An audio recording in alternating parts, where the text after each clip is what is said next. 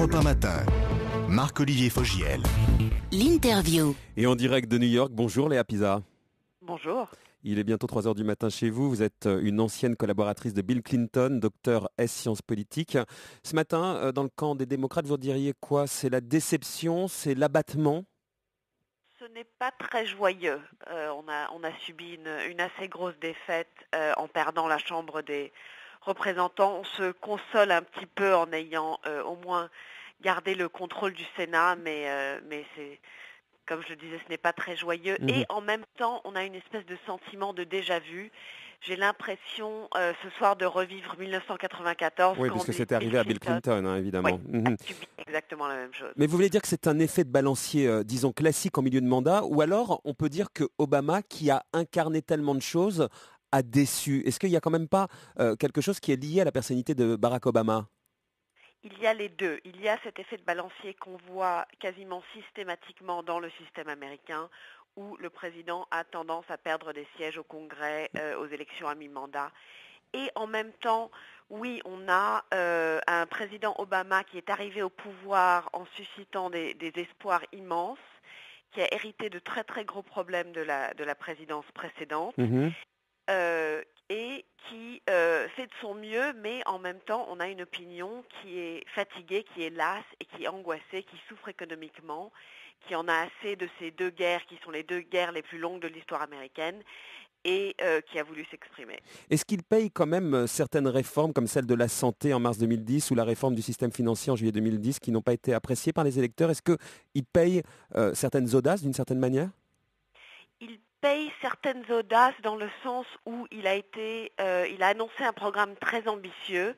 Ce qui est remarquable, c'est qu'il a fait passer ses réformes. Et ça, je me pose souvent la question, pourquoi n'a-t-il pas mieux communiqué là-dessus? Et je pense que là, il va en tirer les leçons et il va changer son mode de communication et aussi son mode de gouvernance. Alors, on va y venir, vous parler des grandes réformes. La question qui se pose, évidemment, aujourd'hui, on va se projeter, puis on le fera tout à l'heure dans le journal de 8h également, mais est-ce que c'est la fin des grandes réformes? Est-ce que maintenant, on est dans un virage conservateur? Barack Obama a téléphoné cette nuit au leader républicain pour discuter avec lui de ce qui va suivre. Et donc, est-ce que maintenant, il veut un terrain d'entente?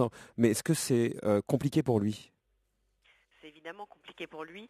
Je dirais que c'est plutôt la continuation des grandes réformes parce qu'il a justement entamé des plans très très ambitieux qui ne pouvaient se réaliser du jour au lendemain. Donc il doit justement continuer à faire ce qu'il peut pour agir contre le chômage, Mais est-ce que c'est possible? l'économie. Pardon ? Mais est-ce que c'est possible, puisqu'aujourd'hui, il n'a plus cette majorité à la Chambre des représentants, est-ce que finalement, il ne va pas se heurter maintenant à chaque fois aux conservateurs? Il va se heurter, mais d'abord, rappelons qu'il garde le Sénat et aussi qu'il a déjà lancé ses plans de réforme. Donc ce qu'il doit faire, c'est continuer dans ce sens-là et continuer à pousser son programme, tout en se redirigeant vers le centre. Vous dites qu'il faut qu'il tire les leçons, et notamment dans sa gouvernance, c'est-à-dire, chez nous en France, on parle de remaniement. Est-ce qu'il doit, lui aussi, d'une certaine façon, faire tomber des têtes au sein de la Maison-Blanche? Pas forcément faire tomber des têtes, mais faire ce qu'a fait Clinton après sa défaite de 1994, c'est-à-dire trianguler, se diriger plus vers le centre et essayer de gouverner avec cette frange un peu indépendante du Parti républicain qui n'est pas forcément favorable à la nouvelle frange du Tea Party qui a gagné pas mal de place aujourd'hui. Alors justement, un mot sur le Tea Party, donc c'est la tendance lourde de ces élections.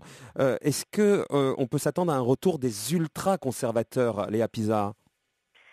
On le voit aujourd'hui, il y a un retour de ce parti très très conservateur ou de cette faction très conservatrice que je vois plutôt comme un mouvement populiste avec un discours assez facile, un discours assez séduisant. Est-ce qu'il tiendra la route? Que se passera-t-il quand il sera face à de vrais enjeux de substance? On ne le sait pas. Et que se passera-t-il quand il faudra qu'il gouverne avec les républicains plus modérés au sein du Congrès? Je pense qu'ils se verront obligés de se modérer un petit peu. Alors, on est donc à mi-mandat, reste donc 2 ans. Est-ce que vous diriez que c'est un mal pour un bien pour Barack Obama, puisque maintenant, dans les 2 ans qui vont venir jusqu'à la prochaine élection, il va pouvoir dire ah ben, si c'est pas de ma faute, c'est la faute aux républicains, et donc finalement bénéficier de cette contre-performance de mi-mandat pour 2012? J'espère qu'il ne le dira pas comme ça, Ouais, mais en effet, les républicains maintenant vont devoir faire quelque chose. Ils ne pourront pas se contenter de critiquer. Ils vont devoir agir, gouverner et vraiment être dans la réalité. La campagne de 2012 commence dès demain. C'est dans la nature du système américain. Ça marche comme ça chez vous. Avec ces élections tous les 2 ans. C'est ce qu'on appelle la campagne permanente. On est constamment en campagne dans ce pays. Donc à partir de demain, il y aura un revirement et vraiment cap sur 2012. On attend donc pour demain, ça se passe comme ça chez vous, hein, les premiers mots de Barack Obama, puisque pendant la soirée électorale, les hommes politiques ne prennent pas la parole, ils le font le lendemain. Vous savez à peu près ce qu'il va dire ? Je pense qu'il sera un petit peu humble et qu'il refocalisera son message sur l'avenir. Merci beaucoup Léa Pizarre, vous étiez en ligne avec nous de New York. Je rappelle la sortie de votre livre Orage sur l'Atlantique chez Fayard, un livre donc qui vient de paraître et qui traite du désaccord franco-américain au sujet de la guerre en Irak. Vous êtes l'ancienne collaboratrice de Bill Clinton. Merci Léa Pizarre, Clinton. Merci Léa Pizarre, Clinton.